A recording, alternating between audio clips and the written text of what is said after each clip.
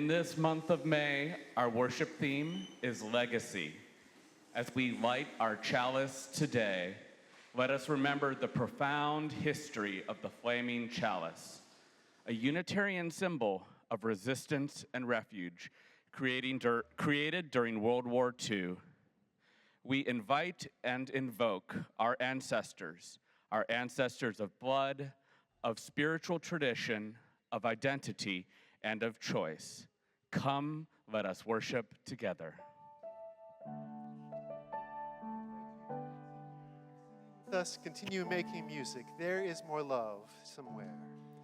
There is more love somewhere.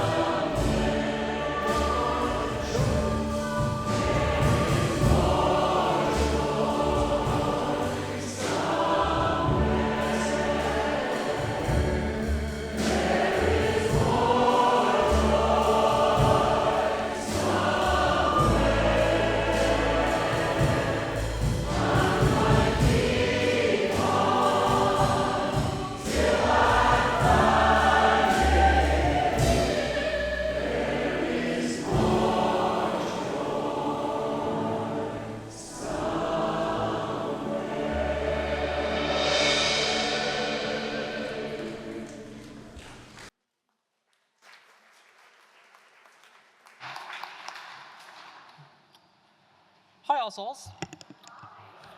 Good morning, good afternoon, good evening, wherever you are in the world, and welcome to All Souls Church Unitarian. My name is Saul Ujoa. My pronouns are they, them, and he, him, and I am serving as your worship associate today. Whoever you are, whomever you love, wherever your ancestors and journeys have carried you, you are welcome here. And this month, we're celebrating Asian American, Native Hawaiian, and Pacific Islander Heritage Month. This observance was created in the 1970s and set in May for a reason. In May of 1869, the Transcontinental Railroad was completed, which was built primarily by people of Chinese descent.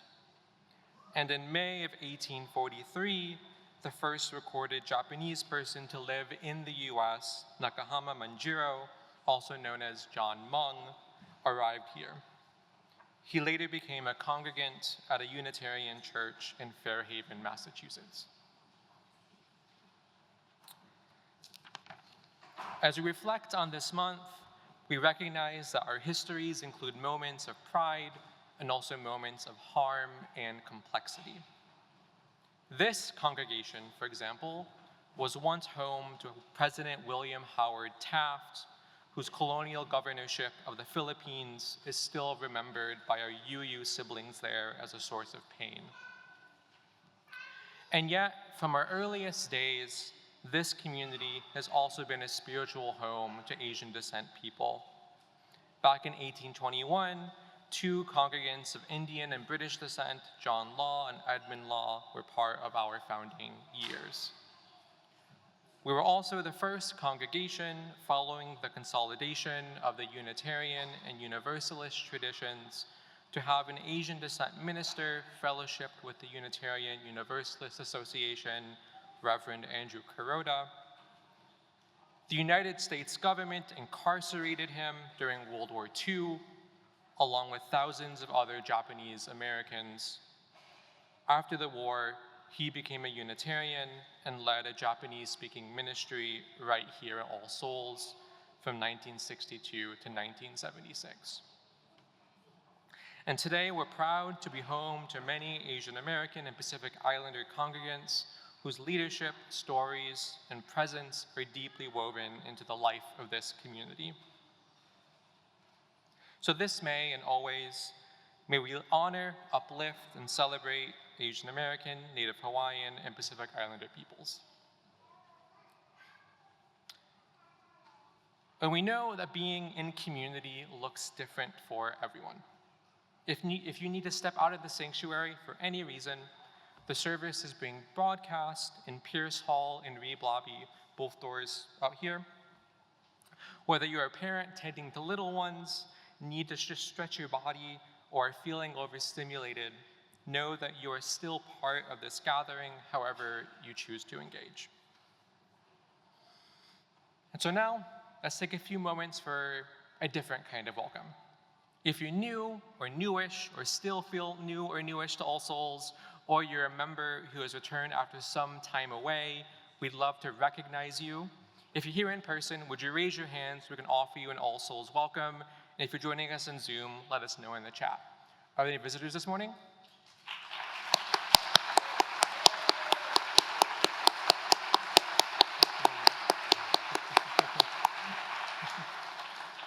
We're so glad you're here, and welcome to All Souls. In your order of service, or in the chat on Zoom, you find a connection card. This week it's pink. This is more than just a form. It's an invitation. We'd love to hear from you, how you're doing, how you're really doing. And if you're looking for ways to get involved, seeking support, or just want to stay in touch, fill it out and drop it in the collection plate later in the service. If you're visiting today, we have not one but two small gifts for you, one by sharing your mailing address, and another waiting for you at the welcome table in Pierce Hall after the service, out my door to the left. We'd love to say hello and answer any questions. This is part of how we build community, not just by showing up, but by reaching out again and again and again and responding with open arms. So as we center ourselves for worship, let's begin with truth. We acknowledge that All Souls gathers on the ancestral, unceded lands of the Piscataway peoples, stewards of this region long before it was called Washington, D.C. The land was taken through colonization, and Piscataway sovereignty continues to be denied even today. We also name that this city was built in large part by enslaved Africans whose stolen labor laid its foundation. The legacies of enslavement, racial capitalism, and exclusion continue to shape who has access to land, power, and safety in our city and across this country. And we remember that Asian American communities have profoundly shaped this country, from railroad construction to radical protest to spiritual leadership, and they have also faced internment, surveillance, exclusion, and violence. Some of that pain is held within our own institutional history. And yet, we believe that another future is possible. Rooted in the eighth principle and in the covenants of beloved community, we commit to actions that repair, recenter, and reimagine. This week, as we reflect on what it means to dream into the future, May we imagine a community where every lineage is cherished and no one is left behind. And as we honor the past and commit to justice in the present, we turn now to the covenant that binds us, a shared promise of love, service, and community. I invite you now to rise in body and spirit or settle into a posture of contemplation as we speak our Sunday covenant together. Love is the spirit of our people, and service is our call to build a beloved community, to seek fuller truths and love, to dwell together in peace, to offer aid and affirmation, and to tend to our mutual well-being. This is our covenant. And now, in a spirit of community and joy, now is the time to greet those around you. Thank you.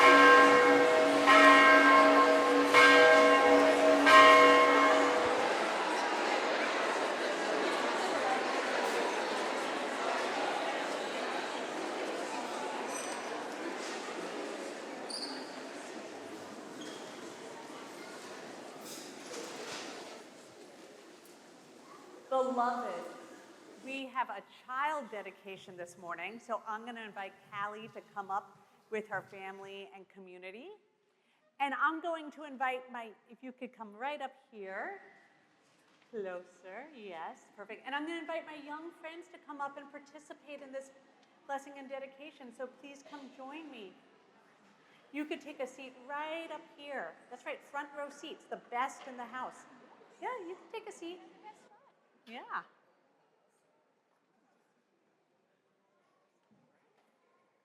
Yeah, come sit.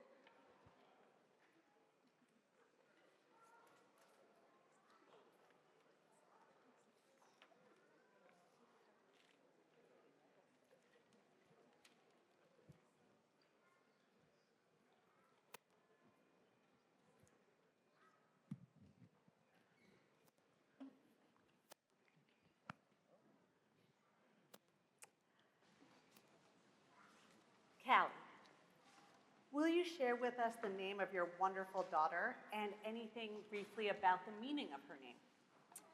Her name is Annika Callanan, and her first name is named after a friend of mine from when I was young, and her last name is my mother's name. Yes. Thank you. Annika Callahan. Annika, look deeply into the faces of your family. Your mother, but also your grandma and JoJo. And did you know your grandpa Jay is here on Zoom? Love is so strong, it can stretch a great distance. Now, this family of yours, they form your first world.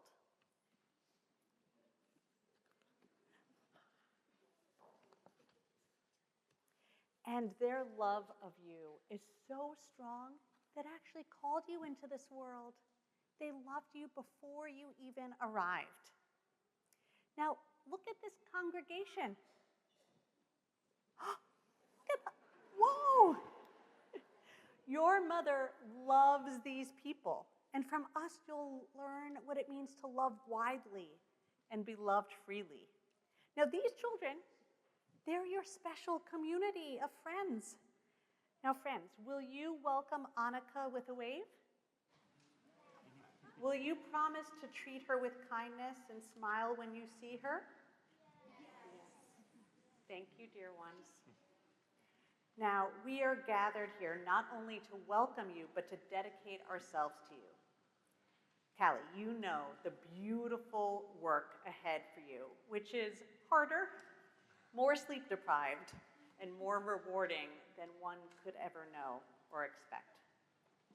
But you know what a gift it is to have your child, long loved and wished for. You are already dedicated to Ani, this loving, silly, outgoing, curious child. And you hope that she continues to be herself and laugh and play and know joy in her life. And we hope that growing up at All Souls nurtures your curiosity and generosity and love of community. Callie, do you promise to raise Annika to the best of your abilities, to listen as well as teach, to balance her need for safety with her need to explore, to nurture in her a sense of wonder and awe for the world around her? If so, say, I do. I do. Vows for the godparents and guide parents.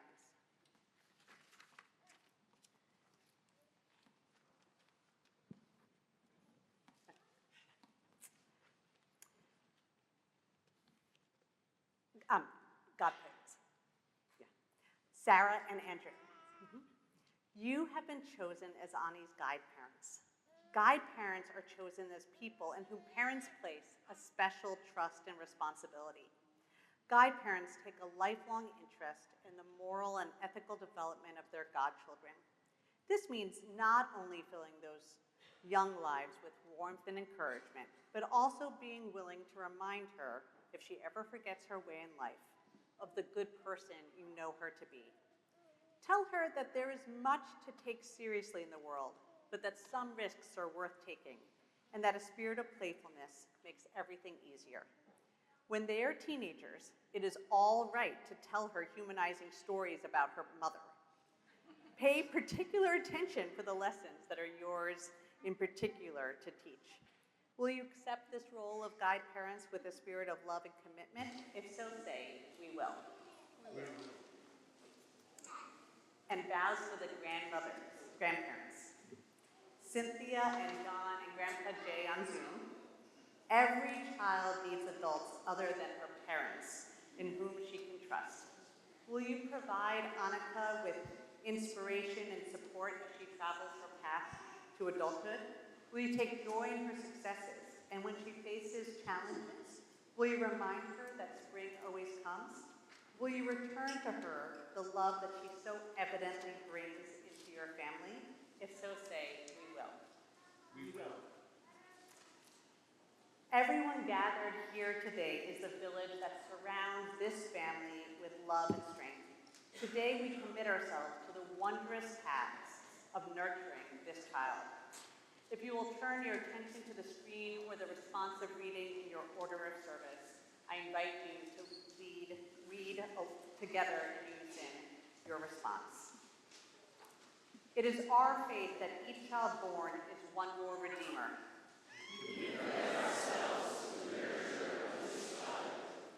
Are you ready to dedicate yourselves to Annika? We dedicate our minds and hearts to this child and to her mother. Will you strive to love and cherish her in times of struggle as well as gladness? We will love and cherish her always.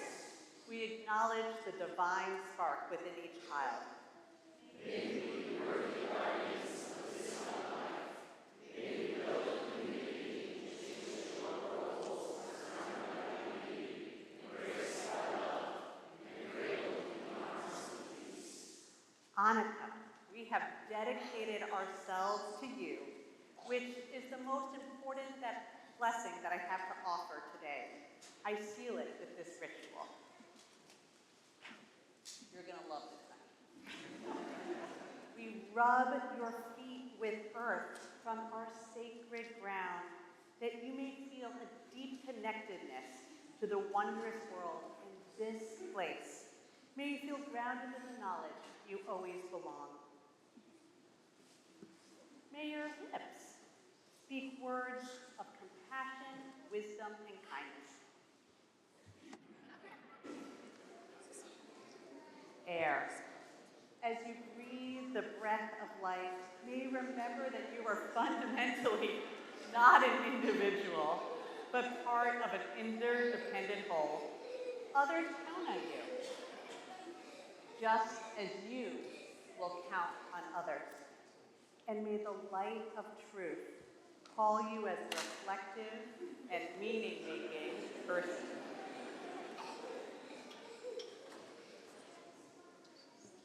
Dearest, may your life unfold in beauty as this budding rose will do. May these blessings continue into every year of your life, and may the force be with you.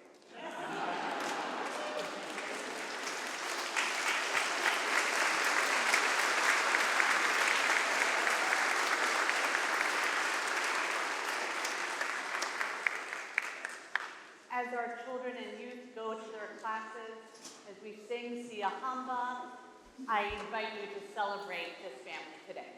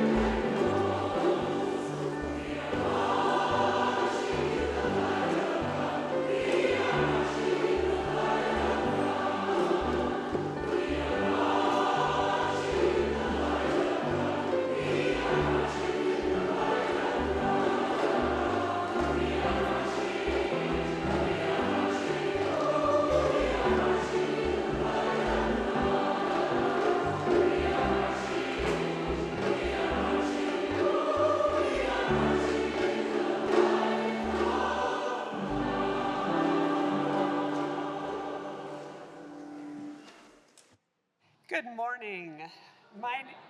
Thank you. My name is Chris Cervantes, and my pronouns are she, her. May the 4th be with you. You guys, you don't know what you're supposed to say, and also with you. No, I'm kidding. I am honored to be your liturgist this morning, sharing upcoming events and activities here at All Souls, as well as the joys and the sorrows that have touched our community. Today, we welcome Reverend Shige Sakurai back into our pulpit. In addition to their work as the Senior Diversity Affairs Executive for our UU denomination, Shige is an adjunct professor in American University's International Training and Education Program, an editorial board member for the Including Disability Journal, and has provided executive education through the University of Southern California's Race and Equity Center.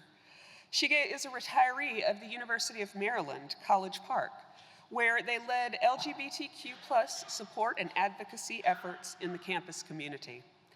Reverend Shige is the author of Pronouns.org, the founder of International Pronouns Day, thank you, and the first person in the US to get an X marker non-binary driver's license.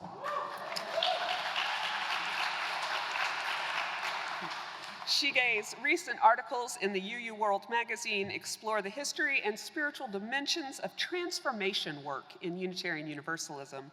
And on top of all that, and to our great delight, Shige is a member of All Souls. So welcome.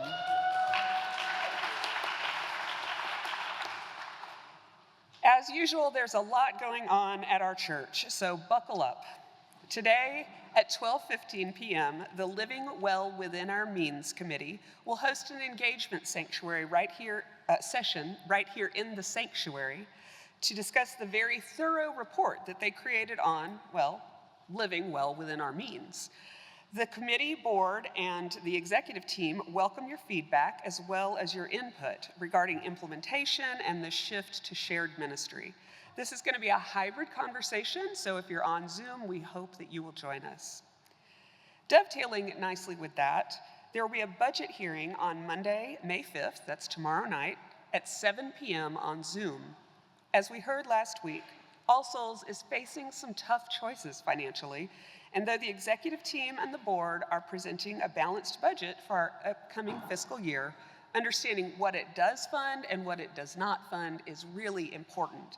And so your feedback will be considered and could potentially lead to changes in the budget that will be presented at our June 1st congregational meeting. Therefore, if you have a stake in this church, which I know all of us do, and you have something to say, you have thoughts to share, or you have learning to do, then please join us tomorrow night at 7 p.m. on Zoom. In the spirit of lifting up legacy, know that next week is Mother's Day, and Mother's Day comes with some joyous traditions, including wearing church hats. So, you are welcome to wear your church hats next week. And there's going to be an open mic after church, so you are welcome to share that as well. And there's going to be our Mother's Day plant sale next week. Right after church, here's how it's going to work. People will bring in their plants from their own gardens, new sprouts, little seedlings, perhaps this week, and we will sell them next week. And finally, another exciting thing for next week is that this is the very first time at All Souls that we will welcome our executive director, Tracy Hughes, to the pulpit. So please come out and support her first sermon here at All Souls.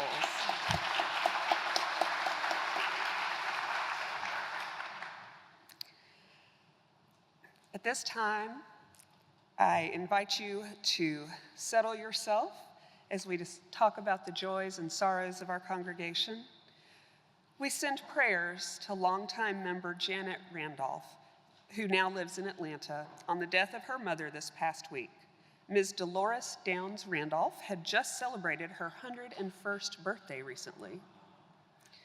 Our prayers are also with Owen Fitzgerald and his family on the loss of his uncle, John Stikes Gant III. They are heartbroken to lose a family member and also relieved that he is no longer suffering. We send healing prayers, finally, to Judd Dolphin, who had a hip replacement this past week. For all these and others, we give our blessings, our thoughts, our prayers. And I invite you now to lift up out loud or in the chat or perhaps in the silence of your heart the people, the places, and the causes that you've carried with you here today.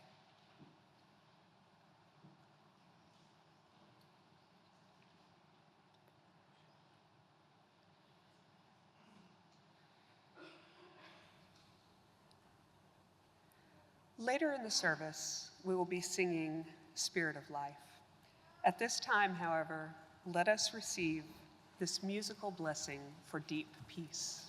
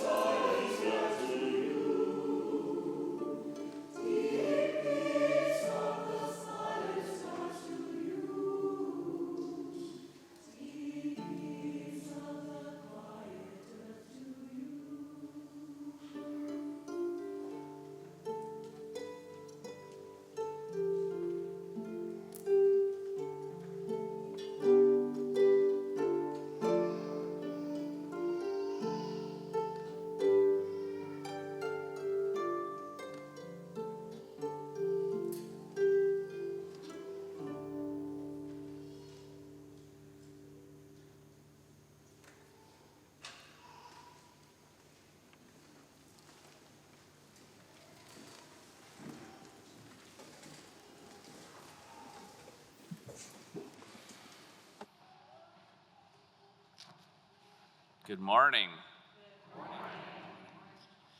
My name is Shige Sakurai, and I go by they, them pronouns. And I'm a mixed race person of color of Japanese descent in my mid-40s. I have short, wavy black hair and a salt and pepper goatee. I'm wearing a flax-colored clergy robe and a stole with planets and galaxies on it. And on the reverse side of the stole are numbers and mathematical symbols. Friends, beloved, there is so much to discuss these days. Though recognizing the collective exhaustion, my message today will be brief, and then we'll do a spiritual practice.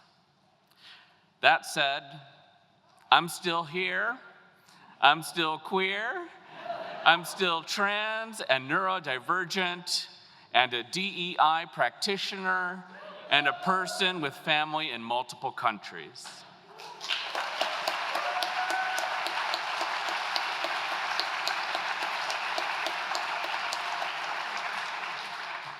Heritage seeking brought me into both Unitarian Universalist spaces and into Druid spaces.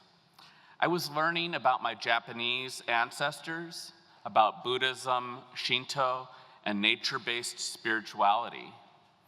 I first came to All Souls in 2011 for a Buddhist meditation group that happened to be hosted in the building.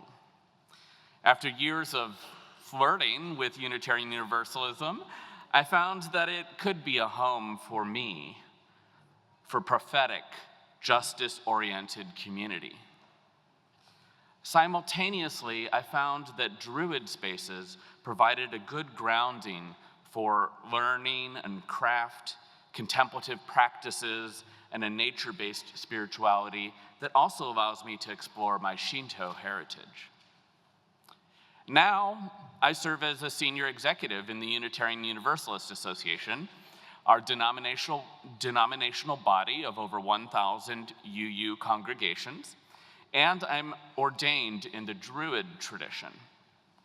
I've had the delight to give sermons from the All Souls pulpit several times before, and I'm grateful for the opportunity today. In the past, I've spoken before you about Druidry, nature, and radical rest, about the complexities of identity, and about transgender liberation. Today, I'm here in a month when our worship theme is legacy, and to celebrate Asian American, Native Hawaiian, and Pacific Islander Heritage Month. Last time I preached at All Souls, it was about resting in true nature. I spoke about labor, the Industrial Revolution, and the need for rest, and how we can only find our true selves, grounded callings, and dreams of the future through practices that counter the go, go, go of capitalist culture. Even the devastating political climates we are facing today were not generated merely in one election. They developed over a longer period of time. With the depth of pain and suffering, the ripping apart, the rending of worlds that we are experiencing right now, mending and new growth will take time and deep, sustained, transformative work. That does not invalidate the frontline workers and first responders who are and will continue to meet this moment with the immediacy it requires, but we must not leave out the longer arc of time. Western capitalist culture began to conceive of time in more linear ways, fixated on productivity, money, consumption, and material growth. There has been a great deal of mutual reinforcement between capitalist industrialist understandings of labor and the Protestant, and particularly the Calvinist world's morals around hard labor and discipline. Perhaps despite our universalist theologies, we still seem to carry the culture of overwork as if it were going to give us the love that we already deserve just for being. There is a Maori proverb, kamua kamuri, which means that what is in front is also behind. It's often translated as move backwards into the future while facing the past. It means that the past is known, but the future is unknown. So as we move into the future, we should pay attention to the wisdom of the ancestors. This idea is shared in some other Polynesian cultures, where the term for the past means in front and the term for the future means behind. But beyond just the Pacific Islands, the concept of a deep connection to ancestors is prevalent in Asia and also many other parts of the world. And concepts of time in Asian cultures can tend towards a more circular or cyclical understanding of the world. Things run in patterns that shift over time. Refreshing and renewing matters. Our connectedness with each other and to our ancestors and descendants matters. In Shinto, the traditional spirituality of Japan, we might call this musubi, a tie that binds and connects us to the world around us, but also to the past and the future. Even timekeeping was once more about harmonizing to the natural world than it was about measuring production. In Japan before the mid-1800s, time was kept using temporal hours, a type of unequal hours. That means that while there might be a fixed number of hours in the day, the literal length of an hour depended upon sunrise and sunset. So the number of hours of daylight each day are the same, whether it's summer or winter or somewhere in between. Saying that the summer hours are longer would have been literal. This way of living was not just in Japan, but in many cultures around the world. Time was more harmonized to natural cycles than to the desire to measure and standardize.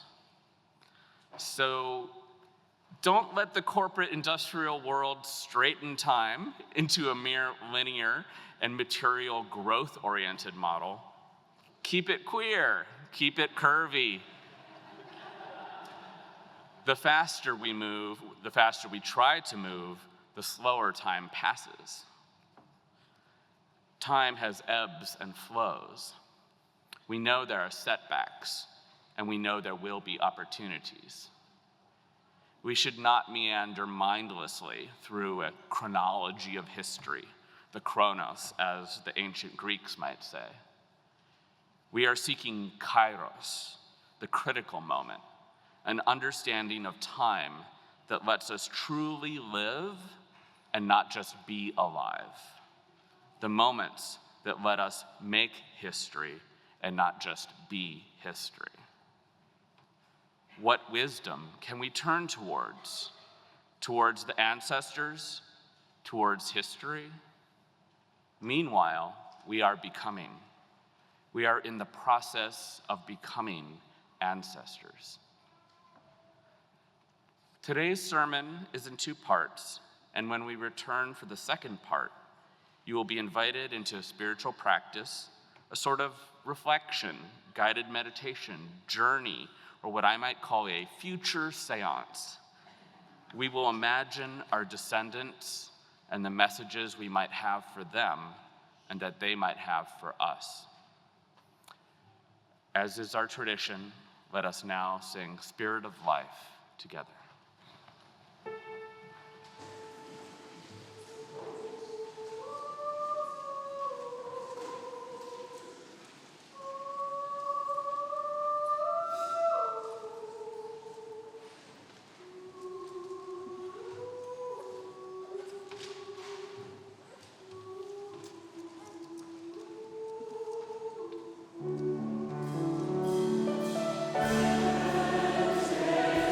Oh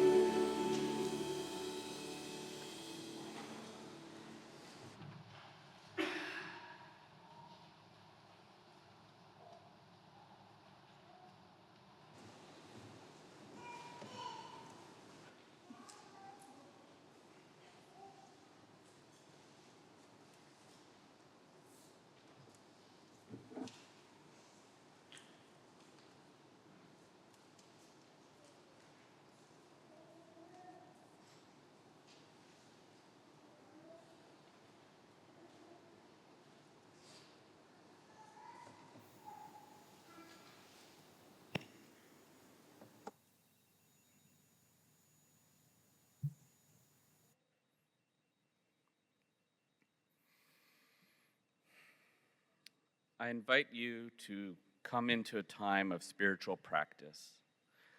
Please participate only as you wish and feel comfortable. These practices are simply an invitation. If you can hear my voice, you might close your eyes if you wish, if that might help you to imagine. Let us begin. The world is making us frenetic, losing ourselves in the process. Let us reground. Soften. Soften from the top to the bottom of your body. Soften from the center to the edges. Let go. Breathe in peace. Breathe out despair. Breathe in hope. Breathe out worry. Breathe in love. Breathe out love. Breathe in love. And breathe out love. Let us go on a journey. Find a garden, and in your garden, find a soft spot on the ground. And watch as the day slowly ends, and allow yourself to rest. Notice the starlight gently streaming down upon you. The traveling light of those stars represents what it is to watch the past. It is a message from the past, years or eons ago. But as much as they are the past to us, we are the past to someone else. We are the past to our future. Let everything fade. Let even the distant stars fade. Let them rest a while. Let them recharge. In this journey, in this experiment together, let us move into the future. Not our personal futures, but the futures of our planet and societies 125 years from today.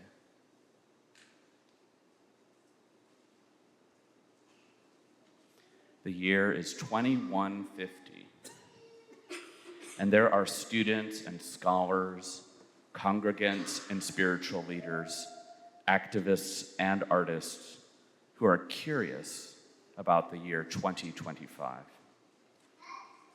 Perhaps something new, whether it is wonderful or terrifying, is shaping the world of 2150. They are turning to us, their ancestors, to understand.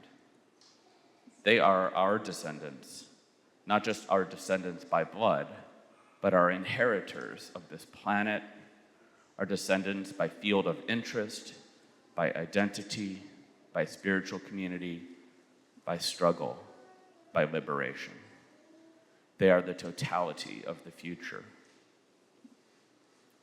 In the inner mind, inside the journey, the sun is rising again, a constant. The sun sets and it rises again. This time it is rising in the year 2150. And as you rise up, you notice the garden you began in has evolved. Perhaps it has different plantings. Perhaps it has become overgrown.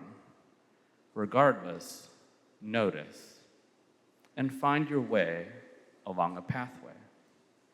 At the end of the pathway, you reach a meeting spot. Perhaps it's a building or a special courtyard or shady grove among the trees. Regardless, the meeting spot is beautiful, comfortable, shaded, and peaceful. You find a place to anchor yourself. Within moments, a person approaches you and joins you.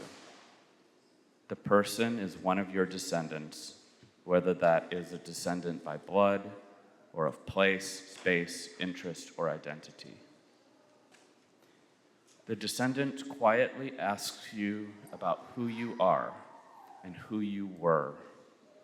They want to understand what happened in 2025, but more than the facts and the histories, they want to know about who you are, about who you were, about how you showed up, and about what your hopes were and are for them. Your meeting is unrushed, unhurried, and gentle. Your descendant has so much love for you and is genuinely curious. Let's spend a few moments meditating upon your message for them.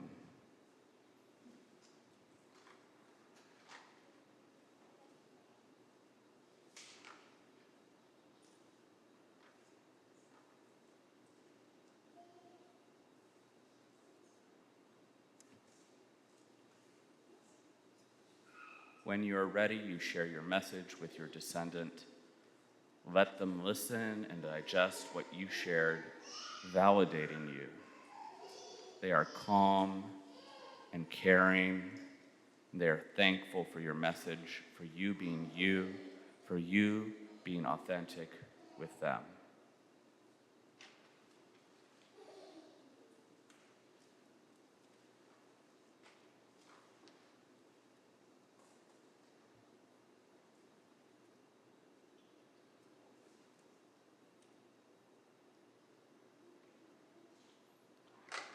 And now they may have a message for you. Take a moment to listen as your descendant might wish to share back with you. Take a moment to listen to that message and to let it rest with you without judgment, with no need for reaction.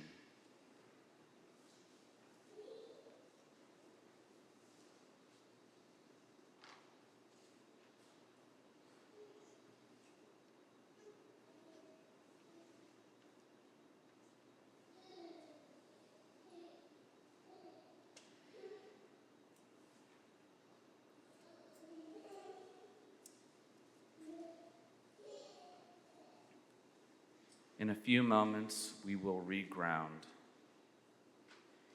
You say your farewells and find a spot in the sun. Let the rays bathe you in warmth and care. As the world of the future fades back away, you find yourself regrounding in 2025, in the now, in this sanctuary, online, or in this physical room. You might wiggle a toe or move your physical body and stretch a little bit. And when you're ready, open your eyes.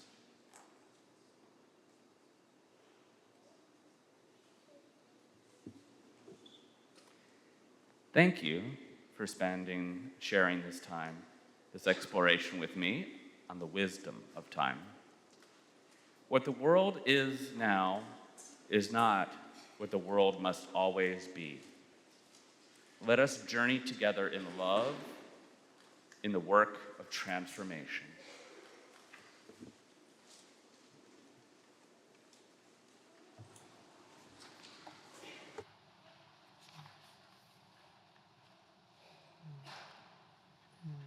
So now, in light of the beautiful reflection and journey that we've all been on in the past few minutes, I now invite you to turn your attention to the question on your connection card.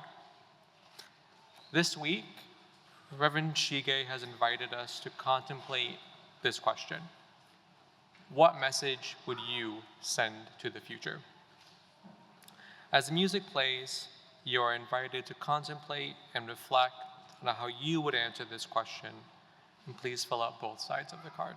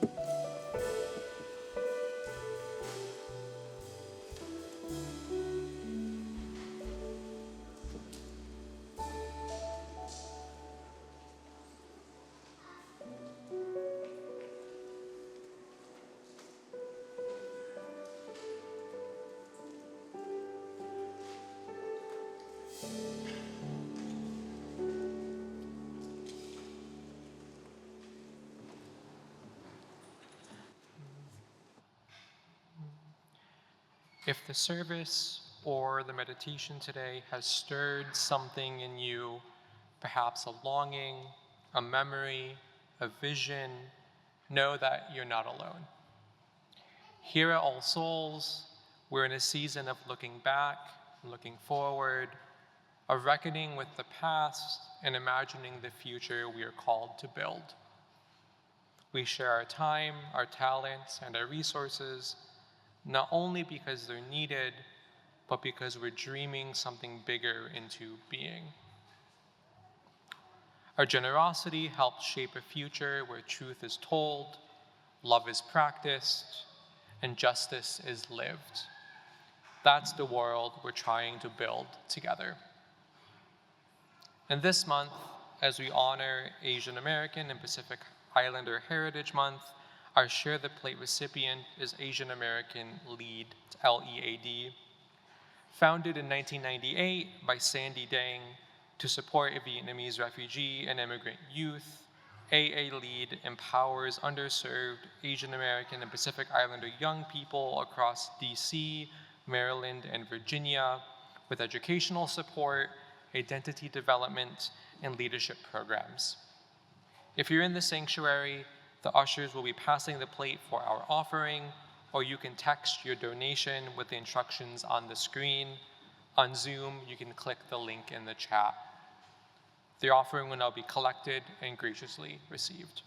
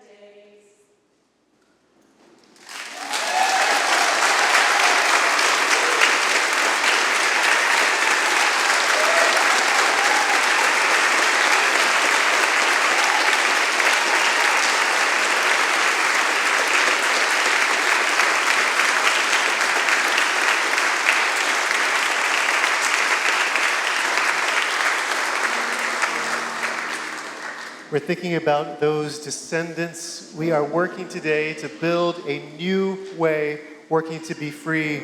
Peace and freedom is our cry. I invite you to rise in body, rise in spirit. We are building a new way.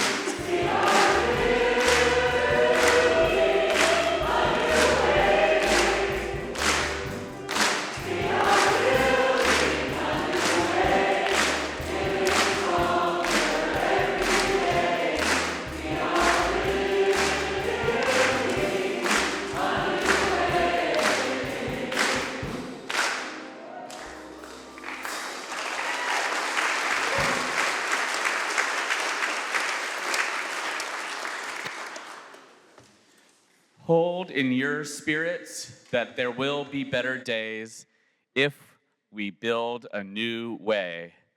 Let us move together backwards into the future with the wisdom of our ancestors before us. Go in radical love.